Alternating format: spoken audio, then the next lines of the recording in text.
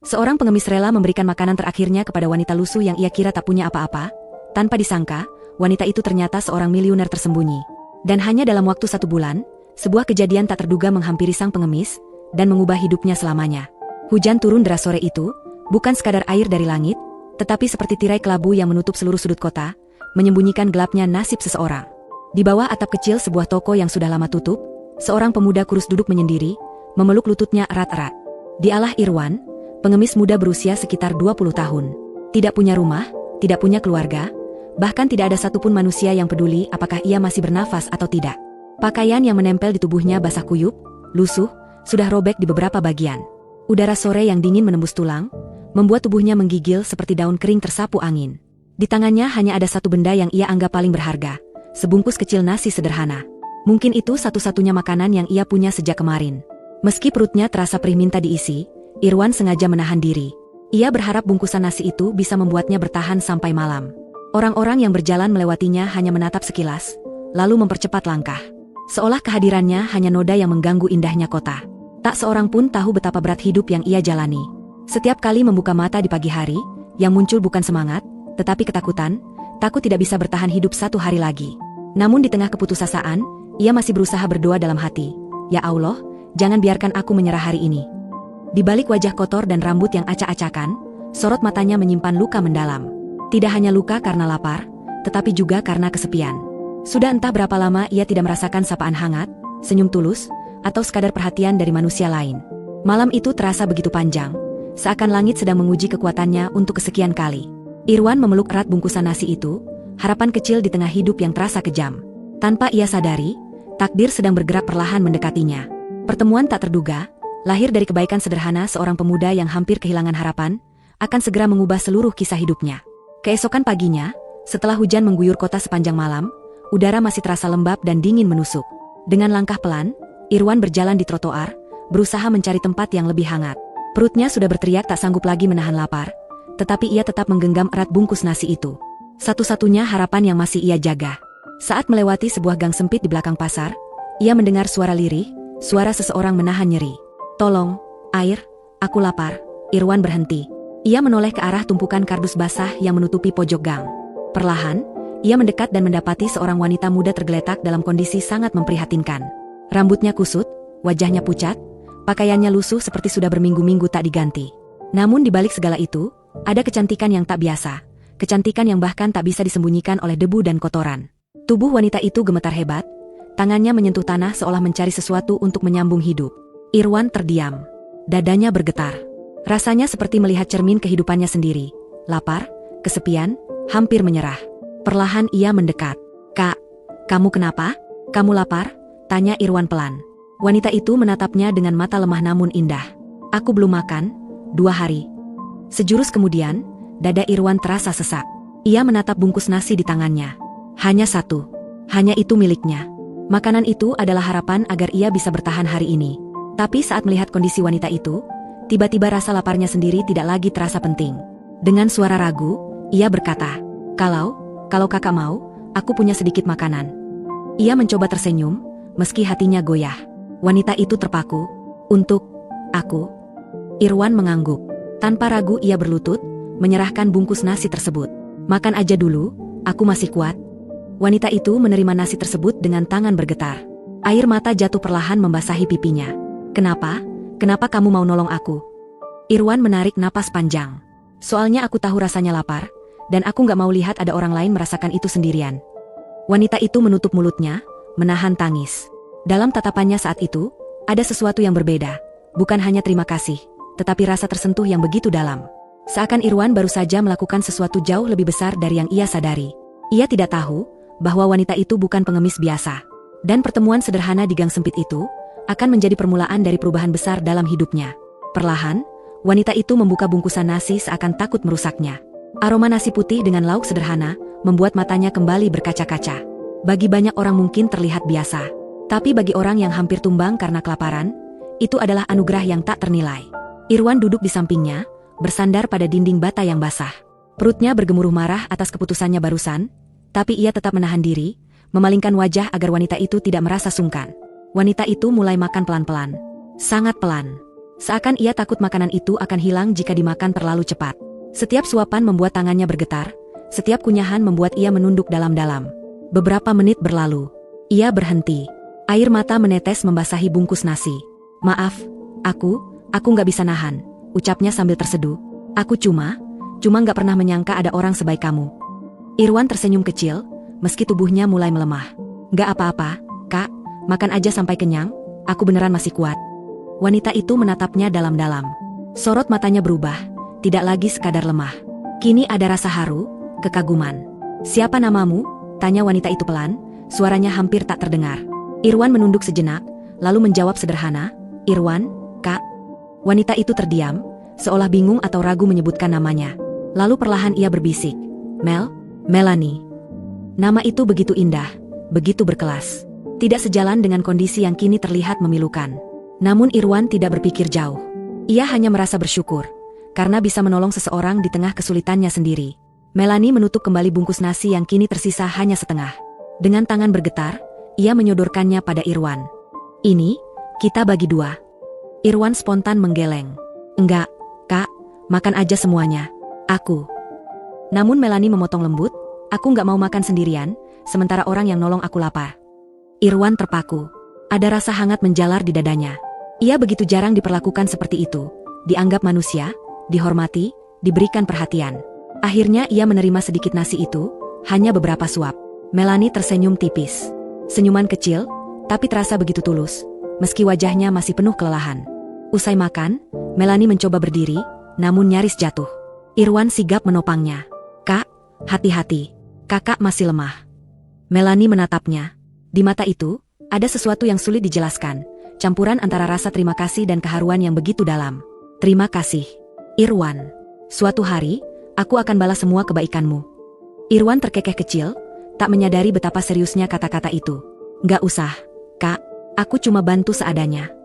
Melanie kembali menatapnya lama. Sangat lama. Seakan ada rahasia besar yang ingin ia sampaikan, tapi tertahan oleh sesuatu yang lebih kuat. Irwan tak tahu bahwa nasi sederhana yang ia bagi hari itu kelak akan mengguncang seluruh alur hidupnya. Ia mengira hanya menolong sesama pengemis. Tak pernah terbayangkan bahwa wanita itu jauh dari sekadar orang biasa. Bahwa balasan dari uluran kecil itu sudah mulai bergerak. Perlahan, tapi pasti, menuju dirinya. Setelah makan, Melanie terlihat sedikit lebih segar. Pipi pucatnya mulai terisi warna, meski tubuhnya masih gemetar. Irwan membersihkan sisa makanan dari tangannya, lalu menggeser beberapa kardus basah agar tempat itu tak terlalu dingin. "Aku harus pergi," ucap Melanie tiba-tiba.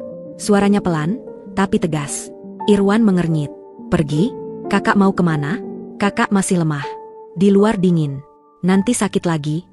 Melanie tersenyum samar, senyum aneh yang seakan menyimpan sesuatu. "Aku sudah cukup kuat untuk berjalan, dan aku tidak boleh terlalu lama di sini." Irwan terdiam. Entah mengapa hatinya terasa cemas, meski ia baru mengenal wanita itu beberapa jam. Ada rasa takut kehilangan, sesuatu yang baru ia temui, tapi sudah membuat hatinya terikat. Melanie berdiri perlahan. Saat hampir terpeleset, Irwan spontan menangkap lengannya. Tangan Melanie terasa hangat, namun di baliknya ada getaran halus. Seakan ia bukan hanya kelelahan, tapi juga menyimpan ketakutan lain yang lebih dalam. "Kalau kakak butuh tempat istirahat, aku bisa cariin. Meskipun cuma tempat seadanya," ucap Irwan tulus. Melanie menatapnya lama. Tatapan itu dalam, seolah menembus bagian jiwa Irwan yang paling rapuh. "Irwan, dunia ini punya banyak orang. Tapi, hanya sedikit yang berhati baik seperti kamu. Jika suatu hari kamu merasa hidup terlalu kejam, ingat hari ini. Ingat bahwa kebaikanmu tidak sia-sia." Irwan tercekat. Kata-kata itu terdengar seperti pesan perpisahan. Saat Melanie melangkah pergi, sesuatu jatuh dari sakunya, sebuah syal biru tua. Terlihat mahal, indah, meski masih basah bekas hujan semalam. Irwan buru-buru mengambilnya. "Kak!" Syalnya jatuh. Serunya, berlari kecil. Tapi Melanie terus berjalan. Tidak menoleh. Tidak mempercepat langkah. Tidak memberi reaksi apapun. Seolah, syal itu memang ingin ia tinggalkan. Irwan mempercepat langkahnya. Namun saat ia keluar dari gang, Melanie sudah hilang. Benar-benar hilang. Tidak ada jejak kaki. Tidak ada tanda kemana ia pergi. "Melanie, Kak?" panggilnya berkali-kali. Tidak ada jawaban. Ia berdiri diam dengan syal itu di tangannya. Bahan kainnya terlalu mewah untuk seseorang yang terlihat hidup di jalanan. Tapi Irwan tidak mencurigai apa-apa. Ia hanya mengira mungkin syal itu dari sumbangan atau temuan. Angin pagi berhembus pelan, membawa aroma debu dan tanah basah. Irwan memeluk syal itu. "Sampai ketemu lagi, Kak Melanie," gumamnya lirih. Ia tidak tahu, kepergian itu bukan karena Melanie lemah. Bukan karena ia tidak ingin bertahan. Tapi karena ia tidak boleh menunjukkan jati dirinya. Dan syal yang ia tinggalkan adalah tanda awal bahwa hidup Irwan mulai diperhatikan oleh seseorang yang diam-diam mengikuti setiap langkah kecil kebaikannya. Sejak hari itu, hidup Irwan kembali berjalan seperti semula, atau bahkan lebih berat. Ia masih duduk di sudut kota, masih mencari recehan, masih menahan lapar. Namun ada satu hal yang berbeda, syal biru itu kini selalu ia simpan dalam tas kecilnya yang robek. Entah kenapa, benda itu memberinya sedikit kekuatan, sedikit harapan, sedikit keyakinan, bahwa mungkin, hanya mungkin, masih ada seseorang di luar sana yang peduli padanya. Namun kehidupan jalanan tak pernah berbaik hati, bahkan semakin kejam. Beberapa hari setelah pertemuan itu, kondisi Irwan makin memburuk. Musim hujan membuat tubuhnya terserang demam. Ia batuk keras, dadanya sesak, tapi tetap memaksa berjalan mencari makan dari belas kasihan orang. Kadang ia hanya mendapat 2 atau 3 koin. Kadang, tidak mendapat apa-apa. Suatu malam, ia duduk di bawah jembatan, menggigil hebat. Hujan turun tanpa ampun. Bajunya basah semua. Perutnya keroncongan begitu keras sampai ia tak bisa tidur. "Kak, Melanie, kakak ada di mana ya?" bisiknya pelan, tanpa berharap jawaban. Ia meraba syal itu, memeluknya erat. Benda kecil itu menjadi satu-satunya pengingat bahwa ia pernah dianggap manusia. Meskipun hanya sebentar. Di pasar, beberapa pedagang mulai berbisik saat melihatnya semakin kurus dan pucat. "Kasihan banget anak itu." "Iya, tapi apa boleh buat, kita juga susah. Kelihatannya sakit, tapi nggak ada yang nolong." Irwan mendengar semua itu. Namun ia hanya tersenyum lemah. Ia sudah terlalu terbiasa. Hari ke-17 sejak Melanie menghilang, tubuh Irwan akhirnya menyerah. Pemuda itu jatuh tersungkur di pinggir jalan, menahan rasa sakit di dada dan perutnya yang makin tak tertahankan. Orang-orang hanya lewat tanpa peduli, menganggapnya sekadar pengemis yang tertidur atau bahkan mabuk. Langit sore yang mendung tampak seolah ikut menahan tangis. Di antara kabut hujan, Irwan menatap syal biru itu sekali lagi. "Kalau benar Kak Melanie akan datang, semoga saat itu aku masih ada," bisiknya pelan sebelum kesadarannya memudar perlahan. Hari berganti tanpa jelas. Irwan tak tahu apakah ia tertidur, pingsan, atau hanya hidup setengah sadar. Yang jelas, tubuhnya makin melemah. Ia makan seadanya, minum dari air hujan yang terkumpul di pinggir jalan, dan bertahan dengan sisa tenaga yang makin hari makin habis. Tapi meski tubuhnya menyerah, hatinya tidak. Di dalam dirinya, ada secuil keyakinan yang tetap dijaga. Keyakinan bahwa kebaikan tidak pernah benar-benar hilang. Bahwa suatu saat, tanpa ia tahu kapan, sesuatu akan berubah. Yang Irwan tidak sadari, keyakinan kecil itu perlahan akan menjadi kenyataan. Tanpa ia ketahui, dari balik kaca jendela mobil mewah, seseorang diam-diam memperhatikan keadaannya setiap beberapa hari. Seseorang yang menunggu waktu yang tepat untuk muncul kembali. Seseorang yang bernama Melanie. Dan tak lama lagi, hidup Irwan akan berubah dengan cara yang bahkan tak pernah ia bayangkan. Hari itu langit tampak gelap meski belum sore. Angin musim hujan membawa hawa dingin yang menusuk hingga ke tulang-tulang Irwan. Ia duduk di depan ruko tua yang sudah lama tak digunakan, memeluk lutut sambil menggigil. Perutnya kosong sejak pagi, kakinya bengkak, matanya sayu, batuknya makin keras. Namun seperti biasa, orang-orang tetap melintas tanpa memberi perhatian sedikit pun. Hingga tiba-tiba, suara mesin kendaraan terdengar mendekat. Berbeda dari kendaraan biasanya, suara itu halus, tenang, dan mahal. Irwan mendongak perlahan. Sebuah mobil hitam berkelas tinggi berhenti tepat di depannya. Bodinya mengkilap memantulkan cahaya redup hujan sore. Kaca jendelanya gelap, menyembunyikan siapa yang ada di dalamnya. Irwan terpaku. Selama ini, kendaraan semewah itu hanya melintas, tak pernah berhenti. Apalagi untuk seseorang sepertinya. Pintu depan terbuka. Seorang pria berjas rapi keluar, penampilannya seperti pengawal pribadi. Irwan menunduk spontan, takut dimarahi atau diusir. Tapi pria itu tak berkata sepatah kata pun. Hanya menatap Irwan, lalu membuka pintu belakang mobil dengan sikap hormat, seolah menyambut seseorang yang sangat berarti. Dari dalam, perlahan sosok itu keluar. Irwan membeku. Wajah itu, tatapan itu, senyum tipis itu. Melanie. Namun bukan Melanie yang dulu ia temui di gang sempit yang lembab dan sunyi. Bukan perempuan lusuh dengan pakaian robek dan rambut kusut. Wanita yang berdiri di depannya kini benar-benar berbeda. Rambutnya tertata rapi, berkilau. Gaun mahal membalut tubuhnya. Mantel elegan menambah wibawa. Bahkan aroma parfum lembutnya terasa begitu kontras dengan bau hujan dan debu dari sekitar. Kak Melanie?" Suara Irwan serak, begitu pelan hingga nyaris tak terdengar. Melanie menatapnya, dan matanya langsung berkaca-kaca. Selama sebulan terakhir ia memantau Irwan dari kejauhan, memastikan pemuda itu masih bertahan hidup. Dan kini, Melihat kondisinya yang semakin buruk, hatinya seperti diremas. Irwan, Melanie berlutut di hadapannya tanpa ragu, tanpa peduli lantai jalan yang basah dan kotor. Apa yang terjadi padamu? Suara itu, lembut, penuh ketulusan. Ketulusan yang belum pernah Irwan rasakan dari siapapun selama hidup di jalanan. Aku cuma berusaha bertahan, Kak, gak ada yang berubah. Aku tetap di sini, jawabnya lemah, menunduk malu. Pengawal mendekat. Nona Melanie, tempat ini tidak aman. Kita harus segera pergi. Melanie menggeleng tanpa melepaskan tatapannya dari Irwan. Tidak, aku tidak akan pergi tanpa dia. Irwan mengangkat wajah, terkejut. Tapi, kenapa? Melanie menggenggam tangannya. Tangan kurus, dingin, penuh luka. Ia menarik napas, lalu berkata pelan namun pasti. Karena, aku datang untuk menepati janjiku. Irwan terdiam. Tubuhnya gemetar, bukan karena dingin. Kata-kata itu terasa seperti sesuatu yang mustahil baginya. Melanie melanjutkan, kini dengan suara lebih tegas. Mulai hari ini, hidupmu gak akan sama lagi, Irwan. Pemuda itu terpaku. Ia menatap mobil mewah itu. Menatap wanita elegan yang berlutut di hadapannya. Ia sadar, kendaraan itu berhenti bukan untuk sembarangan orang. Wanita itu datang bukan sekadar karena iba. Tapi karena janji, karena hutang budi, karena rasa terhubung dalam kebaikan kecil yang pernah ia berikan di gang sempit hari itu. Dan tepat sejak detik itu, hidup Irwan mulai bergerak pelan menuju arah yang tak pernah ia bayangkan. Arah penuh perubahan besar, yang baru saja akan dimulai. Melanie membantu Irwan berdiri perlahan, seakan takut pemuda itu akan roboh kapan saja. Pria berjas segera mengangkat payung, memastikan tak ada setetes hujan pun menyentuh Melanie. Kontras terlihat jelas, wanita anggun itu menuntun seorang pengemis kurus yang bahkan untuk berdiri pun sulit. Irwan menunduk, merasa malu pada penampilannya. Kak, aku kotor. Bajuku bau. Aku gak pantas dekat-dekat orang seperti kakak. Ucapnya gugup, suaranya bergetar. Melanie menyentuh kedua bahunya dengan lembut. Irwan, jangan pernah ucapkan kata-kata itu lagi. Suara Melanie terdengar pelan tapi penuh getaran emosi. Sorot matanya tajam, seakan menyimpan sesuatu yang selama ini ia tahan. Kau telah menyelamatkan hidupku saat aku berada di titik terendah. Kau tidak peduli bagaimana penampilanku, tidak peduli siapa aku sebenarnya, tapi kau tetap memberikan makanan terakhirmu. Irwan hanya bisa terdiam. Sulit baginya menerima kenyataan bahwa perempuan lusuh yang dulu ia bantu kini berdiri di hadapannya dengan aura begitu berbeda. Melanie menarik napas panjang, lalu memberi isyarat halus pada pria berjas yang berdiri di sampingnya. Pria itu segera menyerahkan sebuah map tipis. Dengan tenang, Melanie membuka file tersebut dan menunjukkannya pada Irwan. Di dalamnya terdapat serangkaian foto dirinya. Bukan sebagai gelandangan kumuh di gang sempit, tapi sebagai wanita elegan, berdiri di atas panggung konferensi pers, menghadiri acara gala, duduk bersama pejabat ternama. Ada juga halaman koran dengan judul besar, Melanie Prastika, pewaris utama perusahaan properti terbesar di Indonesia. Mata Irwan membesar.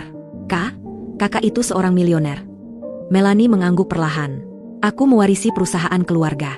Tapi aku mau hidup di tengah kemewahan tanpa pernah benar-benar tahu bagaimana nasib mereka yang hidup di jalanan. Maka sebulan lalu, aku memutuskan turun langsung. Menyamar sebagai gelandangan. Ia tersenyum pahit. Aku bertemu banyak orang. Tapi hanya kau, Irwan, hanya kau yang menolongku tanpa pamrih. Bahkan saat perutmu sendiri kosong, kau tetap membagi makanan terakhirmu. Irwan menunduk, wajahnya memanas malu. Aku cuma kasihan. Melanie segera memotong dengan lembut. Yang kau berikan bukan sekadar kasihan, Irwan, itu kemanusiaan. Ketulusan. Sesuatu yang tidak bisa dibeli oleh uang sebanyak apapun. Angin sore membawa aroma aspal basah. Irwan seperti berjalan dalam mimpi. Ia menatap kedua tangannya. Tangan yang penuh luka, kotor, gemetar, tak percaya tangan itu pernah menyentuh seseorang seperti Melanie. Pria berjas kembali melangkah maju, kali ini bicara dengan sangat hormat. Tuan Irwan, semua sudah kami persiapkan atas perintah Nona Melanie. Persiapkan? Apa? Tanya Irwan, bingung. Melanie menghela napas, senyum tipis muncul bersamaan dengan air mata yang jatuh perlahan. Aku tidak bisa membiarkanmu terus hidup seperti ini, Irwan. Setelah apa yang kau lakukan untukku, mulai hari ini, kau ikut denganku. Irwan terdiam, jantungnya berdetak keras. Aku ikut, tapi aku hanya seorang pengemis, aku tidak punya apa-apa. Kau salah, jawab Melanie lirih. Kau punya sesuatu yang jauh lebih berharga dari harta, kau punya kebaikan. Keheningan jatuh. Ada sesuatu di dalam dada Irwan yang tiba-tiba terasa hangat. Perasaan yang selama ini asing baginya. Melanie menatapnya dengan tulus. Aku akan memberimu tempat tinggal, pekerjaan, pendidikan, apapun yang kau butuhkan. Ini bukan balasan atas rasa kasihanmu, ini balasan atas ketulusanmu. Irwan tidak mampu menjawab. Air di matanya mulai berkaca. Ia hanya menatap Melanie. Seorang perempuan yang bukan hanya menyelamatkan hidupnya, tapi akan mengubah seluruh jalan takdirnya. Hari itu, ketika Irwan duduk di kursi empuk dalam mobil mewah yang perlahan bergerak meninggalkan trotoar tempat ia menjalani hampir seluruh hidupnya, ia tahu, hidupnya berubah selamanya.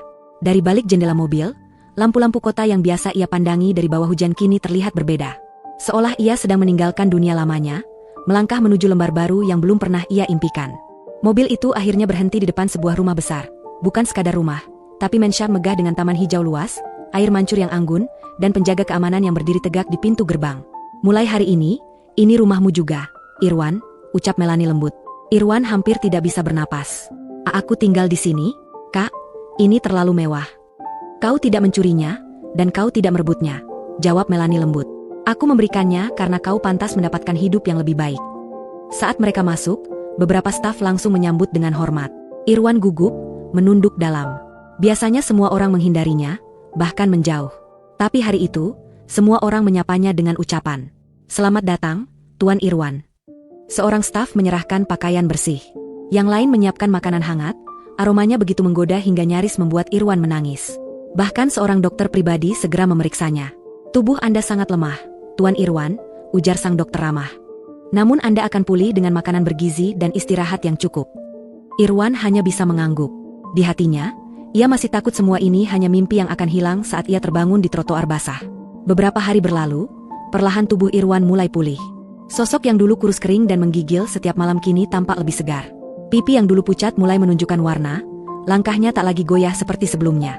Ia kini tinggal di kamar luas dengan jendela yang menghadap ke taman, memiliki tempat tidur empuk, pakaian bersih, dan makanan hangat yang selalu disajikan tepat waktu, hal yang tak pernah ia bayangkan akan dimilikinya seumur hidup.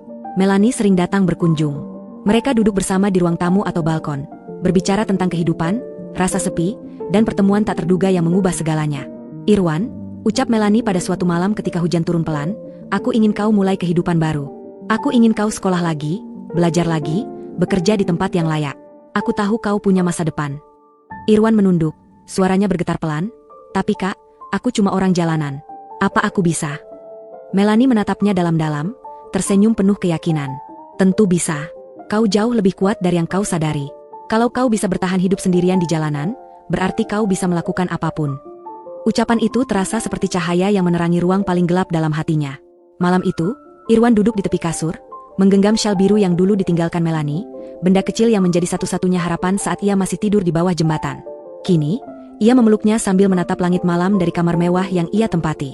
"Aku janji, aku akan jadi orang baik, Kak, dan aku akan jaga semua kebaikan ini." Air mata menetes, bukan lagi karena sakit atau lapar, tapi karena rasa syukur. Untuk pertama kalinya dalam hidupnya, Irwan merasa ia berarti, ia dihargai, dan ia pantas dicintai. Dan perjalanan barunya baru saja dimulai. Hujan rintik membasahi halaman panti sosial yang kini tampak jauh lebih hidup. Irwan berdiri di bawah atap kecil, memperhatikan anak-anak yang berlari mengejar bola baru pemberian Melanie. Senyumnya mengembang perlahan, senyum yang dahulu sulit muncul ketika hidupnya masih berputar di jalanan. Sore itu, mobil hitam elegan berhenti di depan gerbang. Melanie turun membawa payung, rambutnya tergerai rapi, memakai pakaian sederhana namun terlihat berkelas. Ia melangkah mendekat. "Irwan," sapanya lembut. Irwan langsung menunduk sopan. "Nona Melanie, terima kasih untuk semua ini. Sampai sekarang saya masih merasa seperti sedang bermimpi." Melanie tersenyum kecil. "Kalau ini mimpi, kenapa dinginnya hujan masih terasa?" Ia menggenggam tangan Irwan, hangat dan meyakinkan. "Aku sudah bilang, hidupmu berubah bukan karena aku, tapi karena hatimu yang tulus." Irwan terdiam. Kata-kata itu kembali menyalakan nyala kecil dalam dirinya. Dulu ia dianggap sampah kota, kini seseorang yang begitu dihormati justru memandangnya sebagai manusia berharga. Mereka berjalan masuk ke ruang belajar. Di dinding, terpampang sebuah nama baru, Rumah Harapan Irwan, dibangun dari kebaikan sekecil apapun. Irwan hampir tak mampu menahan tangis saat membaca tulisannya. "Nona, kenapa pakai nama saya? Semua ini kan dari uang Anda," ucapnya lirih. Melanie menggeleng, matanya terlihat teduh. "Tidak. Ini semua dari satu tindakanmu, Irwan. Kalau bukan karena kebaikanmu hari itu, mungkin sampai sekarang aku tak pernah melihat dunia dari sisi yang berbeda." Ia lalu menyerahkan sebuah amplop. Tangan Irwan gemetar saat membukanya. Di dalamnya terdapat surat penerimaan kerja resmi, posisi staf administrasi tetap, lengkap dengan pelatihan khusus dan gaji layak. "Ini, untuk saya," suaranya tercekat. "Untuk masa depanmu," jawab Melanie tersenyum. "Kebaikanmu tidak berhenti di sini. Kau layak punya kehidupan lebih baik dari yang pernah kau impikan." Air mata Irwan tak terbendung. Ia menunduk, mencoba menyembunyikan emosinya. Melanie menepuk bahunya perlahan. Kau sudah melewati banyak hal, sekarang waktunya kau berdiri tegak. Irwan mengangguk, matanya berkaca-kaca. Saya janji, saya akan bekerja sebaik mungkin. Dan saya akan bantu orang lain seperti Nona bantu saya. Melanie menatapnya lama sebelum berbisik, jangan pernah berhenti jadi Irwan. Irwan yang rela menyerahkan makanan terakhirnya untuk orang asing. Di luar, hujan perlahan reda. Sinar matahari senja menembus awan gelap, menciptakan cahaya keemasan. Irwan keluar, menatap langit dengan dada dipenuhi syukur. Hidup yang dulu hanya berisi lapar, hinaan, dan kesepian kini berubah menjadi babak baru. Pekerjaan layak, tempat tinggal yang pasti, dan anak-anak panti yang selalu menunggunya tersenyum. Dan dalam hatinya, ia bersumpah pelan. Aku akan teruskan kebaikan ini. Sampai kapanpun. Langit jingga sore itu menjadi saksi. Untuk pertama kalinya dalam hidupnya, Irwan benar-benar merasa bahagia.